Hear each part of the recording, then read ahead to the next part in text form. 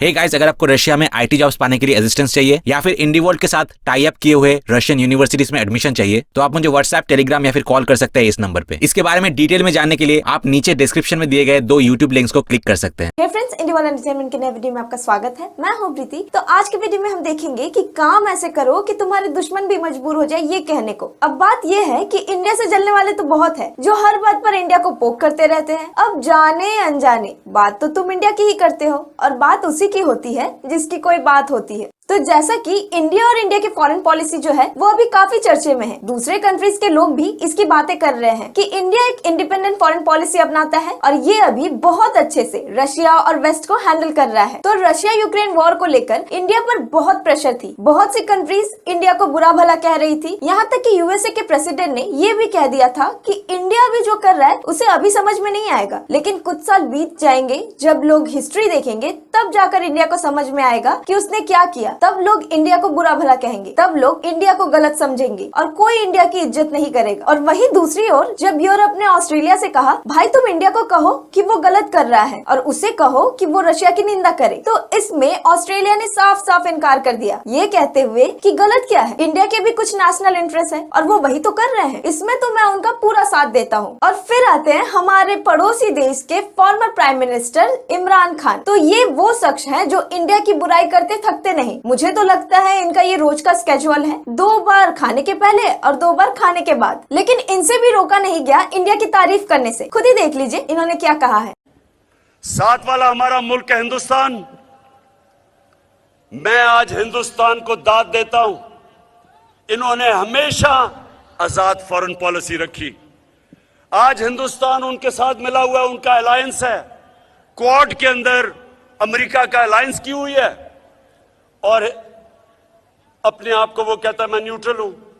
रूस से तेल मंगवा रहा है जबकि सैंक्शंस लगी हुई हैं, क्योंकि हिंदुस्तान की पॉलिसी अपने लोगों की।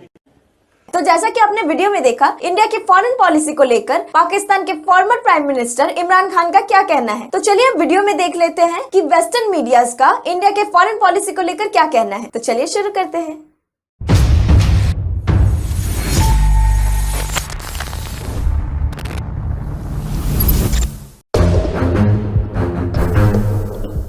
रशिया से लेकर वेस्ट तक, लैंडलॉक्ड यूरोपियन कंट्रीज से हॉर्न ऑफ अफ्रीका तक, गल्फ रीजन से लेकर एशिया में आइलैंड नेशंस तक, भारत की pro peace pro people policy की तारीफ हो रही है और करंट जियोपॉलिटिकल परिस्थितियों में प्रोडक्टिव और सक्सेसफुल साबित हो रही है। साइन को चुनने के बड़े ग्लोबल प्रेशर के बावजूद भी इंडिया अपने नागरिकों की जरूरतों को किसी स्पेसिफिक नेशन या ग्रुप के लिए किसी भी तरह के फेथ से ऊपर रखने के लिए कमिटेड है। Global pressure to choose sides. पिछले कुछ सालों में स्पेशली ग्लोबल क्रूड ऑयल के प्राइसेस में वृद्धि और फ्रैक्चर सप्लाई चेन्स के बैकड्रॉप के बाद भारत द्वारा कॉम्पिटिटिव रेट्स पर रशियन ऑयल की खरीद इस बात का एक क्लियर एग्जांपल है कि भारत कैसे अपने लोगों की जरूरतों को सबसे ऊपर प्रायोरिटी देता है। Needs above all else. इन एक्शंस के कारण ग्लोबल क्राइसिस के बावजूद भी इंडिया में एनर्जी प्राइसेस रिलेटिवली स्टेबल बने हुए हैं। Because of such actions. Bharat ने दुनिया को विभाजित करने वाले हॉस्टाइल्स को खत्म करने के लिए शांति और डायलॉग के अपने रुख पर जोर देना जारी रखा है। इनफैक्ट भारत ने न सिर्फ वेस्ट और रशिया के साथ अपने रिलेशंस को बनाए रखा है, The West and Russia. बल्कि इन रिलेशंस में लगातार सुधार भी हो रहे हैं। As well. यूनाइटेड स्टेट्स और रशिया दोनों के हाल के बयान दोनों देशों के साथ भारत के मजबूत और सुरक्षित संबंध का साफ सबूत है। Relationships with the two countries. Bharat और यूनाइटेड स्टेट दुनिया में सबसे ज्यादा कॉन्सिक्वेंशियल्स में से एक है, जो हमारे लोगों के सामने आने वाले लगभग हर ग्लोबल चैलेंज को एड्रेस करने के लिए जरूरी है। Every global challenge that our people face, चाहे वो हेल्थ सिक्योरिटी हो या क्लाइमेट चेंज हो या फूड सिक्योरिटी हो, upholding एक फ्री और ओपन इंटरनेशनल ऑर्डर को बनाए रखने के लिए कुछ ही नाम है। पिछले कुछ सालों में हमने उस पार्टनरशिप को दोनों तरफ से आगे बढ़ाने में रियल प्रोग्रेस किया है। that partnership bilaterally.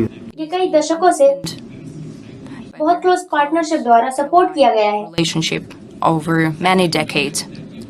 हमारे बीच कभी भी कोई भी डिफिकल्ट इशू नहीं थे। Never any difficult issues. हमने हमेशा एक दूसरे का सपोर्ट किया है और हम अभी भी कर रहे हैं और मुझे यकीन है कि फ्यूचर में भी ऐसा ही होगा। Future as well.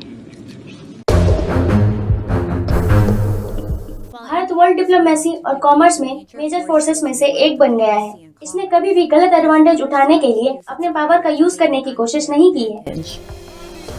Bharat local law का पालन करने और उन छोटी से छोटी कंट्री में भी जहां इसने इन्वेस्ट किया है, अपनी पोजीशन का गलत उपयोग करने से बचने के लिए सतर्क रहा है।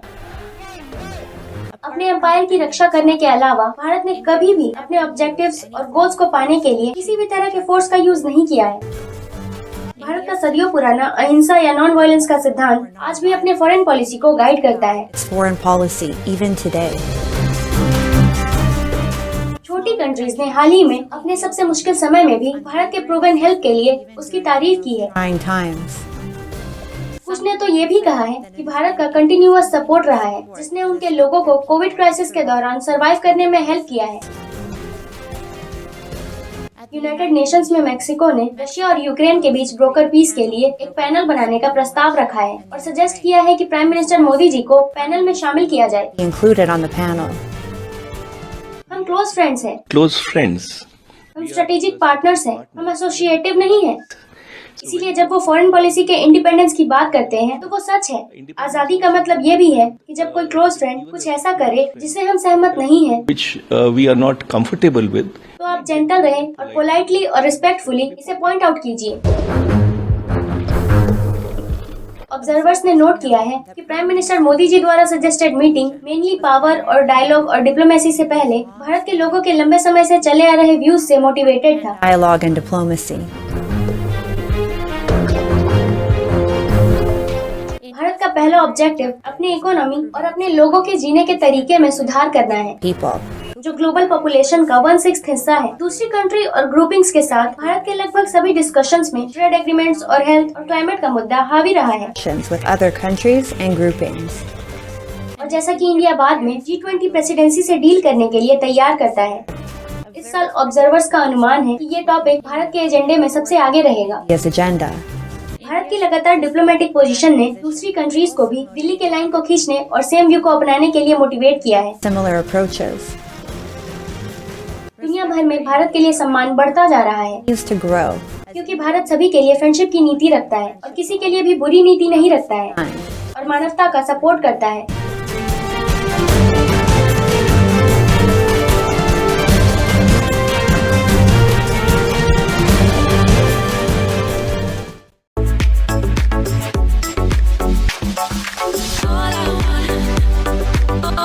तो पहला कमेंट है अनिल। इन्होंने लिखा है इंडिया की फॉरेन पॉलिसी है नेशनल इंटरेस्ट, वो इंडिया के लोगों के नीड के बारे में सोचते हैं, डिप्लोमेसी और डायलॉग के बारे में सोचते हैं, ह्यूमन डेवलपमेंट, नॉन वायलेंस। फिर हम्प्रे ने लिखा है the Muslims are doing jihad in India, are they true friends of India. अगला कमेंट है नाइट मेस। इन्होंने लिखा है हमारे लोगों की लिविंग स्टैंडर्ड को इम्प्रूव करने की जरूरत है, नहीं तो क्या फायदा। अगला कमेंट है मेन। इन्होंने लिखा है हाँ ये फॉरेन पॉलिसी तो सभी की दोस्त है, लेकिन ज्यादातर इंडियंस वेस्ट से नफरत करते हैं, तो इंडिया प्रो रशिया है। क्योर एश्योर ने लिखा है यूएस पर भरोसा नहीं किया जा सकता। फिर अगला कमेंट है मनोज सिंह। इन्होंने लिखा है इंडिया सबका फ्रेंड नहीं बनेगा। फिर चंद्रन करपाया ने कमेंट किया है गुड मूव बाय इंडिया, इस दुनिया को एक खुशहाल जगह बना दो जहाँ लोग सुख शांति से रहे। सबको एक न एक दिन मरना ही है, तो शांति से जीने के बजाय एक दूसरों को क्यों मारना, एक दूसरे की मदद करो। मोदी जी की वर्ड शांति लाती है, बाइडेन की वर्ड झगड़े करवाती है। अर्थ बना है प्यार से जीवन जीने के लिए। फिर अगला कमेंट है सही बोल रहा है भाई। इन्होंने लिखा है चाइना की पॉलिसी सबको कोविड फैलाओ और बैंकरप्ट करो, यूएस की पॉलिसी झगड़े लगवाओ, पाकिस्तान की पॉलिसी बैकस्टैप करो, यूके की पॉलिसी कॉलोनियलिज्म। तो वो सारे देश जिनसे अच्छी दोस्ती की जा सकती है वो है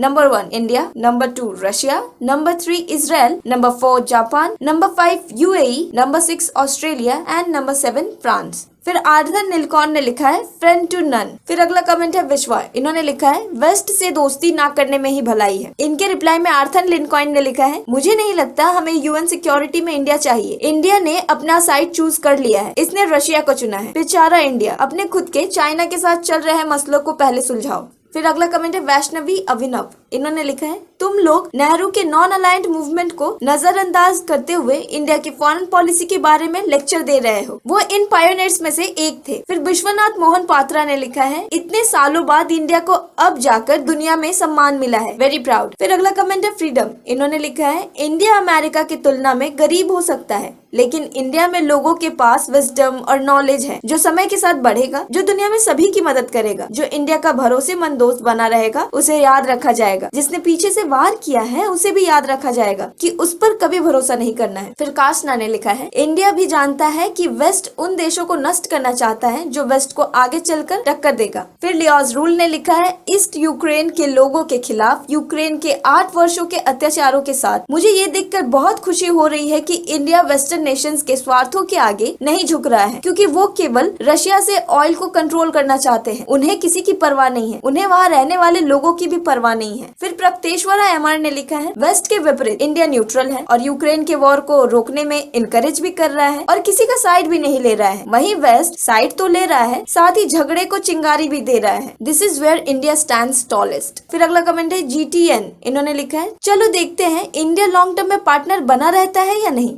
मुझे तो डाउट है क्योंकि ये एक डरपोक फ्रेंड है। फिर नेक्स्ट कमेंट है आर्टिचॉक। इन्होंने लिखा है, meanwhile Pakistan, what about me. फिर नेक्स्ट कमेंट है इंदार श्यामलाल। इन्होंने लिखा है, मोदी किस किस्म के इंसान है, टेररिस्ट या फिर एक पीस मेकर। रिप्लाई में शौविक दे ने लिखा है, देशवासियों के लिए पीस मेकर और वेस्टर्न नेशन और चाइना द्वारा फंडेड अर्बन नक्सल ग्रुप्स के लिए टेररिस्ट है। तो आज का वीडियो मैं यहाँ पे खत्म करूंगी और मिलूंगी आपसे नेक्स्ट वीडियो में। Till then, good bye.